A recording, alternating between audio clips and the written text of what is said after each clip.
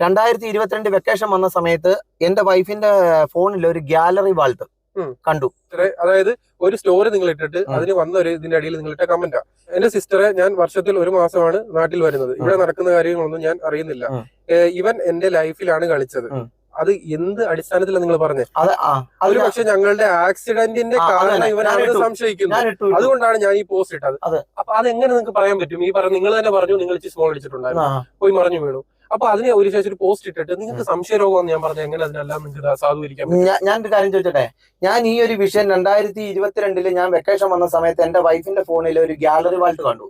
Gallery Walt കണ്ടിട്ട് ഞാൻ വൈഫിന്റെ അടുത്ത് പറഞ്ഞു ഇതൊന്ന് ഓപ്പൺ ചെയ്യാൻ പറഞ്ഞു. ഇവൾ ഓപ്പൺ ചെയ്യാൻ മടിച്ചു. ഞാൻ പറഞ്ഞു ഓപ്പൺ ചെയ്യടി എന്ന് പറഞ്ഞു. അപ്പം പറഞ്ഞു ഓപ്പൺ ചെയ്യാൻ മടിച്ചു. അന്നേരം ഞാൻ പറയാം അനുമോളെ ഞാൻ നിന്റെ അമ്മയടുത്ത് വിളിച്ച് പറയും, അല്ല നിന്റെ ചേച്ചി അടുത്ത് പറയും. അന്നേരം ഇവള് പിന്നെ എന്റെ കാല് പിടിച്ച് പറഞ്ഞ പ്രയാസത്തെ പറയരുതെന്ന്. അപ്പൊ എനിക്ക് സംശയങ്ങൾ കൂടി. ഞാൻ അവൾ ഓപ്പൺ ചെയ്ത് കാണിച്ചു. അപ്പം എനിക്ക് വീഡിയോയുടെ ഇത് പറയാൻ ബുദ്ധിമുട്ടുണ്ട്. അപ്പം എനിക്ക് ഒരു ഹാഫ് നിക്കർ ഇട്ടിട്ട് കുളിച്ചോണ്ടിരിക്കുന്ന ഒരു ഫോട്ടോ ആണ് ഞാൻ കണ്ടത്. എന്റെ കുഞ്ഞ് വണ്ടി വന്ന് ഇടിച്ചതല്ല, വേറെ വണ്ടിക്ക് സൈഡ് കൊടുത്തതല്ല, ഒന്നുമല്ല. അവന്റെ സത്യങ്ങൾ മറയ്ക്കാൻ വേണ്ടി ഇപ്പൊ അനുമോളെ അബോധാവസ്ഥ കിടക്കും. അനുമോളെ എന്ത് പറഞ്ഞാലും അവർക്ക് തിരിച്ചു പറയാൻ അറിയത്തില്ലല്ലേ. എങ്കിൽ പിന്നെ ഞങ്ങൾ ഇവിടെ അമ്മയുണ്ട്, ബന്ധുക്കളുണ്ട്, അവന്റെ ബന്ധുക്കളുണ്ട്. അമ്മ അന്ന് അത് അവരുടെ മുമ്പിൽ പറയാൻ എന്തായിരുന്നു? അല്ലെങ്കിൽ അന്ന് അതിന്റെ തെളിവ് കാണിക്കുക. അവൻ തെളിവ് കാണിക്കട്ടെ. അവന് പലതും അവൻ പറയും. അവന്റെ വിജയത്തിന് വേണ്ടി അവൻ ഇതും അല്ല ഇതിനപ്പുറവും പറയും. പോലീസ് ഞങ്ങൾ 4 വട്ടം കൊടുത്തത് ശാസ്താംകോട്ട പോലീസ് സ്റ്റേഷനിൽ കൊടുക്കും. സാറന്മാർ വിളിച്ചിട്ട് അവൻ്റെ അടുത്ത് പറയും. അവനെ കൊണ്ട് എഴുതി വെപ്പിച്ചിട്ടുണ്ട് ഇനി അമ്മയെ ഈ കൊച്ചിനെ ഉപദ്രവിക്കരുതെന്ന് എഴുതി വെച്ചിട്ട് ഇവ 1 മാസത്തേക്ക് ഒതുങ്ങിയിരിക്കും. വീണ്ടും പിന്നെ ഇത്രയും എമൗണ്ടുകൾ ഭരണിക്കാവിൽ നിന്നും കരിക്കോട് നിന്നുമാണ് വിഡ്രോ ചെയ്തിരിക്കുന്നത്. ഇതെല്ലാം അനുവിന് വീഡിയോ ഇട്ട് കിട്ടിയ പൈസ, അനുവിൻ്റെ ചികിത്സയ്ക്കായിട്ട് നല്ലവരായ നാട്ടുകാരും കൂടെ ജോലി ചെയ്തവരും അങ്ങനെ ഈ വീഡിയോ കാണുന്നവരൊക്കെ അയച്ചു കൊടുത്തിരിക്കുന്ന പൈസയാണ്. ഇത് ഈ കുഞ്ഞ് വീട്ടിൽ വന്നതിന് ശേഷമാണ് ഈ വീഡിയോ ചെയ്ത് ഇത്രയും ലക്ഷങ്ങൾ അവൻ്റെ അക്കൗണ്ടിൽ വരാൻ തുടങ്ങി. നിങ്ങൾക്ക് ആർക്കായാലും ഇവന് SBI അക്കൗണ്ട് ഉണ്ട്, ഫെഡറൽ ബാങ്കിലുണ്ട്. അവൻ്റെ അക്കൗണ്ടിൻ്റെ ഡീറ്റെയിൽസ് ഞങ്ങൾ എടുത്തിട്ടില്ല. അനുമോടെ അക്കൗണ്ടിൽ വരുന്ന പൈസയുടെ ഇത് ഞങ്ങളിപ്പോൾ എടുത്തേക്കുന്നത്. ഞാനിപ്പോൾ നിൽക്കുന്നത് നമ്മുടെ അനുവിൻ്റെ വീട്ടിലാണ്. അനുവിൻ്റെ അമ്മയാണത്. ഞാനിപ്പോൾ രണ്ടാമത് ഈ വീഡിയോ എടുക്കാൻ വരാനുള്ള കാരണം വെച്ചാൽ നമ്മൾ അന്ന് വീഡിയോ ഇട്ടതിന് ശേഷം ജയപ്രകാശിൻ്റെ കള്ളത്തരങ്ങൾ വെളിച്ചത്ത് കൊണ്ടുവന്നതിന് ശേഷം ജയപ്രകാശ് ഒരുപാട് ആരോപണങ്ങളായിട്ട് സോഷ്യൽ മീഡിയയിൽ നിറഞ്ഞാടുമായിരുന്നു. സത്യം അറിഞ്ഞിട്ട് വേണം പ്രതികരിക്കാൻ. ഈ കഴിഞ്ഞ 2-3 മാസം മുമ്പേ നിങ്ങളെക്കുറിച്ചുള്ള എല്ലാ സത്യവും ഞാൻ അറിഞ്ഞിരുന്നതാണ്. ഇവർ മാക്സിമം അവരെ അവിടെ പിടിച്ചു നിൽക്കാൻ നോക്കി, അവരുടെ അവസ്ഥയെ ഓർത്ത്. ആ വീടിൻ്റെ പ്രമാണത്തിൻ്റെ കോപ്പിയാണ് അനുവിൻ്റെയും അനുവിൻ്റെ ഭർത്താവായ ജയപ്രകാശിൻ്റെയും പേരിലുള്ളത്. എന്നിട്ടും അവിടെ അവർക്ക് പിടിച്ചു നിൽക്കാൻ പറ്റാതെ മാക്സിമം അവർ ശ്രമിച്ചിട്ടാണ് അവിടെ നിന്ന് ഇറങ്ങിപ്പോരുന്നത്. പോലീസിലാണ്, ശാസ്താംകോട്ട പോലീസിലാണെങ്കിൽ 3-4 വട്ടം ഇയാൾക്കെതിരെ പരാതി പറഞ്ഞു. മാക്സിമം ശ്രമിച്ചു. ഈ ലക്ഷങ്ങൾ അക്കൗണ്ടിൽ വരുന്ന സമയത്ത് ഇയാളുടെ ഒരു ഫ്രൂട്ട്സിന് വേണ്ടി തെണ്ടി ചോദിച്ച സമയം വരെ ഉണ്ട്. ആ സമയത്ത് പോലും ഇയാൾ 5 പൈസയുടെ സാധനം മേടിച്ചു കൊടുക്കത്തില്ല. ചിലപ്പോൾ ഒരു 25,000 രൂപ വരുമ്പോൾ ഒരു 1000 രൂപയുടെ ചിലവാകും ഒരാഴ്ചത്തേക്ക് വേണ്ടി. അതാണ് ഈ അമ്മ പറയുന്നത്. ഇങ്ങനെ അസുഖമായിട്ട് എങ്ങനെയും റിക്കവറായി വരേണ്ട ഒരു കുട്ടിയോട് കാണിക്കുന്ന പരിപാടിയാണോ ഇത്? ആ കുട്ടിയുടെ അക്കൗണ്ടിൽ നിന്ന് 3 ദിവസം കൂടുമ്പോൾ 10,000 രൂപ വെച്ച് വിഡ്രോ ചെയ്തതിൻ്റെ സകല തെളിവും ഇവർ കാണിക്കുന്നുണ്ട്. ഇയാൾക്ക് ഇതിൽ കൂടുതൽ എന്ത് തെളിവാണ് വേണ്ടത്? എന്തൊക്കെ പറഞ്ഞ് ന്യായീകരിക്കാൻ ശ്രമിച്ചാലും നിങ്ങൾ എവിടെയും ജയിക്കാൻ പോകുന്നില്ല ജയപ്രകാശേ. എനിക്കത് മാത്രമേ പറയാനുള്ളൂ. എന്ത് വേണമെങ്കിലും ന്യായീകരിച്ചു, ഒരിക്കലും എവിടെയും ജയിക്കാൻ പോകുന്നില്ല. നിങ്ങളുടെ മുന്നിലല്ല സത്യം, അത് ഇവിടെയാണ്. ആ സത്യത്തിൻ്റെ അടുത്ത് മാത്രമേ നമ്മൾ നിൽക്കൂ. ഇനിയെങ്കിലും പറ്റിയ തെറ്റ് തിരുത്തി മനുഷ്യനായിട്ട് ജീവിക്കാൻ ശ്രമിക്കുക. അത് മാത്രമേ എനിക്ക് പറയാം. ജയപ്രകാശ് പറയുന്നത് 18 ലക്ഷം ആയെന്ന അനുമോക്ക് ഹോസ്പിറ്റലിൽ. പക്ഷേ ഇതേവരെ ഇങ്ങോട്ട് കൊണ്ടുവരുന്നിടം വരെയുള്ള ബില്ലാണ് ഇത്. 14,63,000 രൂപ. അതിന് അന്ന് മുതലുള്ള ബില്ല്. ഇതേവരെ ഇങ്ങോട്ട് കൊണ്ടുവരുന്നതിൻ്റെ അന്ന് ആ മാസം വരെ കൊണ്ടുപോയുള്ള ബില്ല. അല്ലാതെ അവൻ പറയുന്നതിന് 18 ലക്ഷം ഒന്നും അനുമോക്കായിട്ടില്ല. ജയപ്രകാശ് ആരോപിക്കുന്നത് പോലെ 18 ലക്ഷം രൂപയൊന്നും മെഡിസിറ്റി ഹോസ്പിറ്റലിൽ അനുവിന് ട്രീറ്റ്മെൻറ്റിന് ചിലവായിട്ടില്ല. ആദ്യം അനുവിന് 13,67,089 രൂപയും പിന്നീട് ഡിസ്ചാർജ് ആയ സമയത്ത് രണ്ടാമത് അഡ്മിറ്റായിട്ട് ഡിസ്ചാർജ് ആയപ്പോൾ 49,212, 36,094, 11,352, 33,538. അങ്ങനെ മൊത്തത്തിൽ ചിലവായത് 14,63,753 രൂപയാണ് ചിലവായിട്ടുള്ളത്. അനുമോള് പിന്നെ അല്ലെങ്കിൽ മെഡിസിറ്റിയിൽ നിന്ന് വന്നതിന് മെഡിസിറ്റി ബില്ല് അടയ്ക്കാൻ അനുമോടെ കുഞ്ഞ് കണ്ണമ്മോൻ പഠിച്ച സ്കൂളിൽ നിന്ന് സാറുമാരെല്ലാം കൂടെ 1 ലക്ഷം രൂപ തന്ന്. പിന്നെ അത് കഴിഞ്ഞ് ഇൻഡെക്സിൽ നിന്ന് 2 ലക്ഷം രൂപ അവിടെ മെഡിസിറ്റി കൊണ്ട് തന്ന്. പിന്നെ അത് കഴിഞ്ഞ് ആ നാട്ടിലുള്ളവരെല്ലാം മുതലാക്കാട്ട് നാട്ടിലുള്ളവരെല്ലാം സഹായിച്ച്, എൻ്റെ നാട്ടുകാർ സഹായിച്ച് എൻ്റെ കരയോത്തിൽ നിന്ന് 50,000 രൂപ തന്ന്. വീഗാലാൻഡിലെ അവിടുത്തെ സാറ് 1 ലക്ഷം രൂപ തന്ന്. അങ്ങനെ അതെല്ലാം കൊടുത്ത് ബില്ലടച്ചാൽ ഞങ്ങൾ വീട്ടിൽ വരുന്നത്. വീട്ടിൽ വന്നതിന് ശേഷം അനുമോൾ ജോലി ചെയ്ത് ഇൻഡെക്സിൽ 4,19,000 രൂപ വീട്ടിലാണ് കൊണ്ട് തരുന്നത്, അവിടുത്തെ മാനേജരും അവിടുത്തെ സാറന്മാരും എല്ലാവരും കൂടെ. അത് കഴിഞ്ഞിട്ട് പിന്നെ ഇവൻ ഇതുപോലെ വീഡിയോ ചെയ്യാൻ തുടങ്ങിയിട്ടുണ്ട്. വീഡിയോ ചെയ്യാൻ തുടങ്ങി ഈ പൈസ മൊത്തം ഇവൻ്റെ കയ്യിൽ, ഇവൻ്റെ അക്കൗണ്ടിൽ, അനുമോടെ അക്കൗണ്ട് ഞങ്ങൾ എടുത്തിട്ടുണ്ട്, നിങ്ങൾക്ക് ആർക്ക് വേണമെങ്കിലും കാണാം. ഇവന് 2 അക്കൗണ്ട് SBIയിലും ഉണ്ട്, ഫെഡറൽ ബാങ്കിലും ഉണ്ട്. ആ അക്കൗണ്ട് പരിശോധിക്കണം. ആ അക്കൗണ്ട് പരിശോധിച്ചാൽ ഇവ ഈ പൈസ എങ്ങോട്ടൊക്കെ മാറ്റിയേക്കുന്നതെന്ന് അറിയാം. ജയപ്രകാശ് ആണെങ്കിൽ പലയിടത്തും സ്വന്തം ഫേസ്ബുക്ക്, സ്വന്തം ബാങ്ക് അക്കൗണ്ടും QR കോഡും ഒക്കെ ഉണ്ട്. ഉണ്ട്. രണ്ട് ബാങ്കില്, SBIയിലും ഫെഡറൽ ബാങ്കിലും അവന് അക്കൗണ്ട് ഉണ്ട്. അത് നിങ്ങൾ പരിശോധിക്കണം. അനുവിന് ട്രീറ്റ്മെന്റിന്റെ ആവശ്യമായിട്ട് നമ്മൾ സഹായം ചോദിച്ച് പോസ്റ്റ് ഇട്ട അന്നത് സെപ്റ്റംബർ 20-ാം തീയതിയാണ്. അന്ന് മുതൽ വന്നിട്ടുള്ള പൈസയുടെ സ്റ്റേറ്റ്മെന്റായി കാണുന്നത്.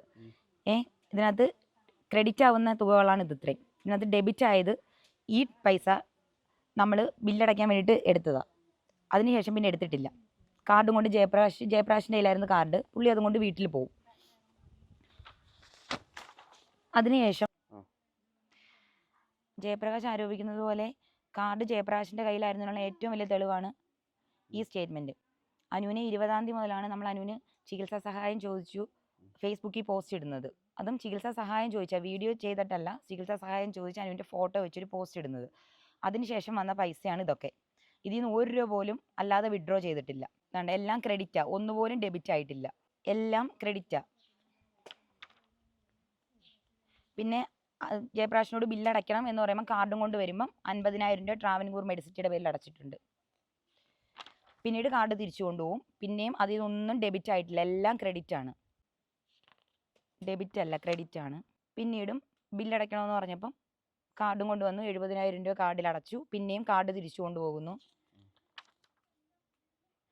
എല്ലാം ക്രെഡിറ്റ് ആണ്, ഡെബിറ്റ് ആവുന്നില്ല. ഇതെല്ലാം ക്രെഡിറ്റ് ആണ്, ഒന്നും ഡെബിറ്റ് ആവുന്നില്ല. എല്ലാം ക്രെഡിറ്റിൽ വന്നത്, ഒന്നും ഡെബിറ്റ് ആവുന്നില്ല. സ്റ്റേറ്റ്മെൻറ്റ് നോക്കിയാൽ അറിയാമല്ലോ.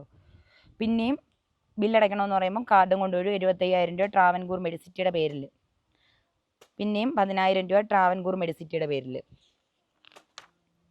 പിന്നെയും ട്രാവൻകൂർ മെഡിസിറ്റിയുടെ പേരിൽ, പിന്നെ 50,000 രൂപ ട്രാവൻകൂർ മെഡിസിറ്റിയുടെ പേരിൽ. ഈ ദിവസങ്ങളിലൊക്കെ കാർഡ് പിന്നെയും തിരിച്ചു കൊണ്ടുപോകും. പിന്നെയും ബില്ലടയ്ക്കണമെന്ന് പറയുമ്പോൾ കൊണ്ടുവരും 70,000 രൂപ മെഡിസിറ്റിയുടെ പേരിൽ, 50,000 രൂപ മെഡിസിറ്റിയുടെ പേരിൽ, 50,000 രൂപ മെഡിസിറ്റിയുടെ പേരിൽ, 1000. പിന്നെയും കാർഡ് തിരിച്ചു കൊണ്ടുപോകും. പിന്നെയും മെഡിസിറ്റിയുടെ പേരിൽ 70,000 രൂപ, പിന്നെയും കാർഡ് തിരിച്ചു കൊണ്ടുപോകും. ഡെബിറ്റ് ആയിട്ടില്ല, ഇതും ഡെബിറ്റ് ആയിട്ടില്ല, ഇതും ഡെബിറ്റ് ആയിട്ടില്ല. നിങ്ങൾ ഡേറ്റും കൂടി നോക്കിക്കോളൂ. പിന്നെയും കാർഡ് ബില്ലാവുമ്പം 70,000 രൂപ കാർഡിൽ അടയ്ക്കും, കാർഡും കൊണ്ടുവരും. പിന്നെയും കാർഡ് തിരിച്ചു കൊണ്ടുപോകും. പിന്നെയും 2,000. അത് കാലിൽ മറ്റേ സ്ലിറ്റ് ഇടണം, അവർ കാലിൽ വളഞ്ഞു പോകാതിരിക്കാൻ കാലിന് പ്ലാസ്റ്റർ ഇടണം. ഇതൊക്കെ പറയുമ്പോൾ ഈ 2,000 ഒക്കെ ബില്ലടയ്ക്കുന്നതാണ് ഫാർമസിയിൽ. പിന്നെയും 30,000 മെഡിസിറ്റിയുടെ പേരിൽ, 40,000 ബില്ലടച്ചത്. പിന്നെയും കാർഡ് കൊണ്ടുപോകും.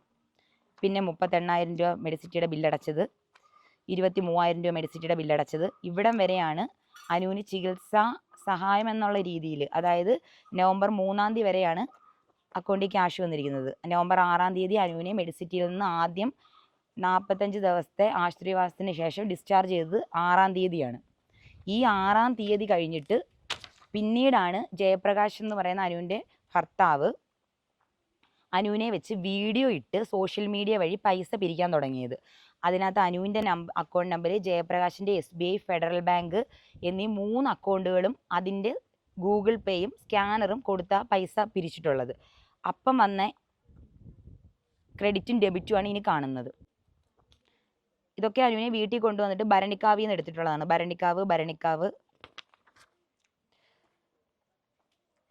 ഭരണിക്കാവ് കൊല്ലം മൊബൈൽ ഷോപ്പിൽ 7,000, ഭരണിക്കാവ് കുന്നത്തൂര്, ഭരണിക്കാവ്, കൊട്ടാരക്കര, ഈ ATM എന്നൊക്കെ ഡെബിറ്റും ക്രെഡിറ്റും ആയിട്ടുണ്ട്. ഡെബിറ്റ് ആവുന്നതനുസരിച്ച് ക്രെഡിറ്റും ആവുന്നുണ്ട്. ഇതിൽ ചെയ്തിരിക്കുന്ന കാര്യങ്ങളൊന്നും തിരുവനന്തപുരത്ത് ജോലി ചെയ്യുന്ന ഞാനല്ല എടുത്തിട്ടുള്ളത്. ഈ കാർഡ് കൈകാര്യം ചെയ്തിരുന്നതെല്ലാം ജയപ്രകാശ് തന്നെയാണ്. ഇതെല്ലാം അവരുടെ വീട്ടിൽ വന്നതിന് ശേഷമുള്ളതാണ്. ക്രെഡിറ്റ് ആവുന്ന ഓരോ തുകയും എന്താണ്ട് കൊട്ടാരക്കര. ഇത് ട്രാവൻകൂർ മെഡിസിറ്റിയിൽ അനുവിനെ ചെക്കപ്പിന് കൊണ്ടുപോയപ്പോൾ അടച്ച ബില്ല. പിന്നെ ഭരണിക്കാവ് ATM നിന്ന് കരിക്കോട്, കുന്നത്തൂര്, ഭരണിക്കാവ്. എവിടെ വീട് അവിടെ? കരിക്കോടുന്ന് അവരെടുക്കുന്നതാ. അവര് പല സ്ഥലങ്ങളിൽ പോകുമ്പോൾ അവിടുന്ന് വിഡ്രോ ചെയ്യുന്നതായിരിക്കാം. ഭരണിക്കാവ് ഇത്രയും എമൗണ്ടുകൾ ഭരണിക്കാവിൽ നിന്നും കരിക്കോട് നിന്നുമാണ് വിഡ്രോ ചെയ്തിരിക്കുന്നത്. ഇതെല്ലാം അനുവിന് വീഡിയോ ഇട്ട് കിട്ടിയ പൈസ, അനുവിൻ്റെ ചികിത്സയ്ക്കായിട്ട് നല്ലവരായ നാട്ടുകാരും കൂടെ ജോലി ചെയ്തവരും അങ്ങനെ ഈ വീഡിയോ കാണുന്നവരൊക്കെ അയച്ചു കൊടുത്തിരിക്കുന്ന പൈസയാണ്. ഇതെല്ലാം അവരാണ് കാർഡിട്ട് എടുക്കുന്നത്. ഈ സമയത്ത് ഞാൻ കൊല്ലം ജില്ലയിൽ പോലും ഇല്ലായിരുന്നു. ഭരണിക്കാവ്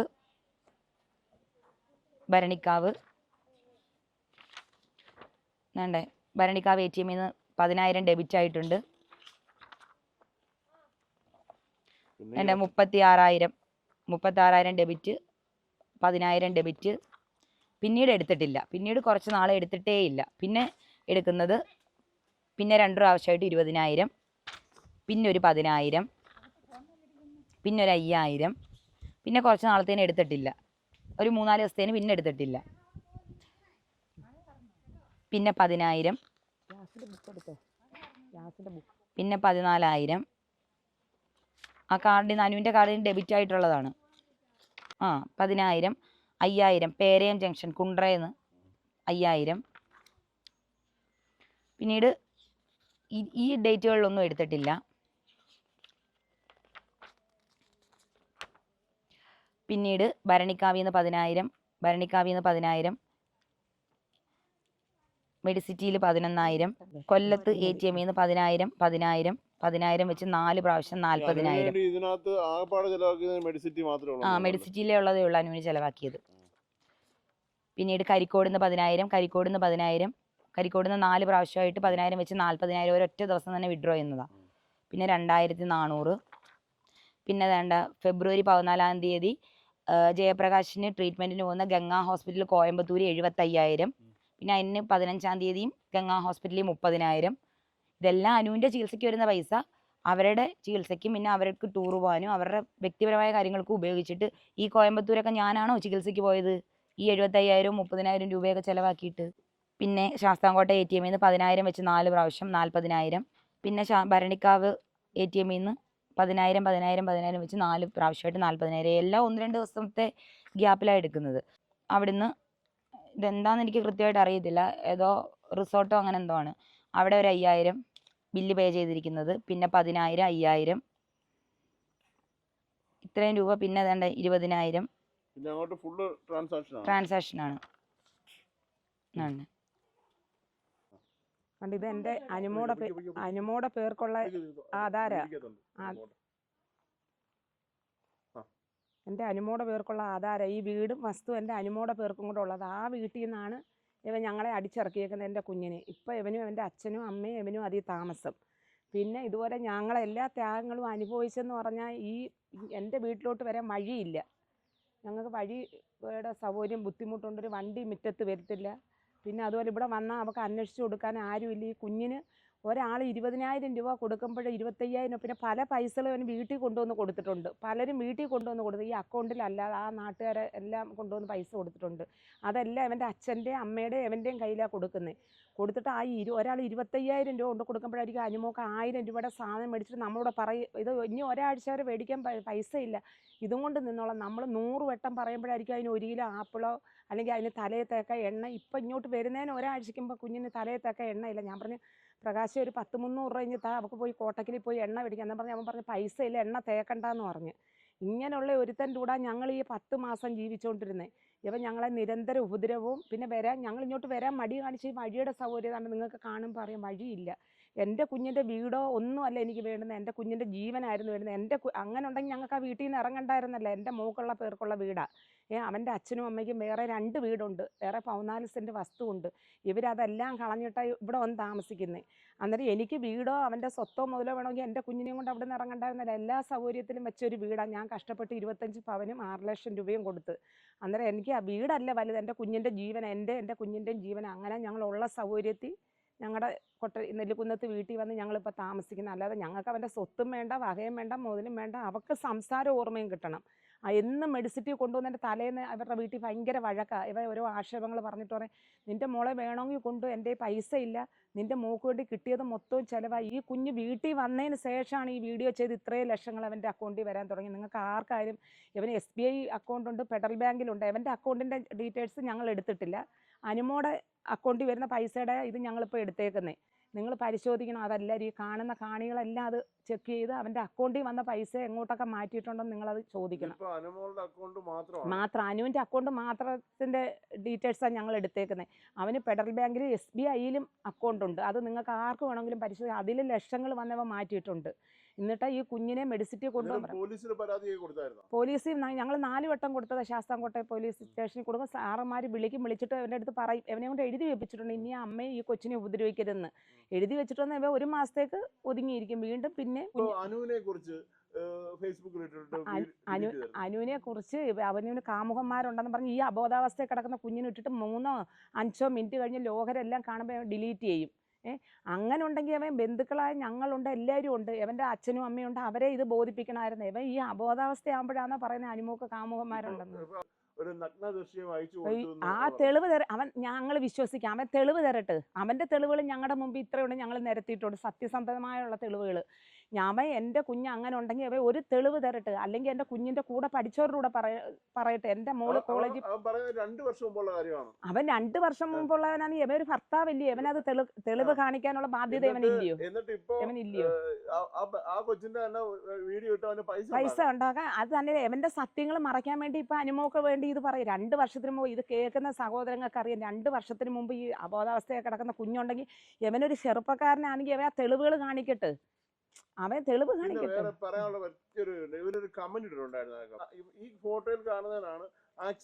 യമൻ കുടിച്ചിട്ട് ലെവലില്ലാതെ വണ്ടി കൊണ്ടുവന്ന് മറിച്ചിട്ട് നിരപരാധിയായ ആണുങ്ങളുടെ പേര് പറയുമോ? ഹെൽമെറ്റ് ഊരി അങ്ങ് മേടിച്ച് എൻ്റെ കുഞ്ഞിൻ്റെ കയ്യിൽ നിന്ന് റോഡിൽ ഇറങ്ങിയപ്പോൾ ഇവ ഹെൽമെറ്റ് എടുക്കാൻ എന്താ അങ്ങനെയുള്ള? ഇവൻ ഭാര്യയെ സംരക്ഷിക്കുന്ന ഇവ ഹെൽമെറ്റ് എടുത്ത് വെക്കാൻ എന്താ? റോഡിൽ ഇറങ്ങിയപ്പോൾ അനു ഹെൽമെറ്റ് ഇഞ്ഞ് തരാൻ പറഞ്ഞ് ഊരി വെച്ചിട്ട് 2 മിനിറ്റ് കഴിഞ്ഞാൽ ഇവൻ വണ്ടി തെറിച്ച് വീഴുകയോ ചെയ്യുന്നത്. എൻ്റെ കുഞ്ഞ് വണ്ടി വന്ന് ഇടിച്ചതല്ല, വേറെ വണ്ടിക്ക് സൈഡ് കൊടുത്തതല്ല, ഒന്നുമല്ല.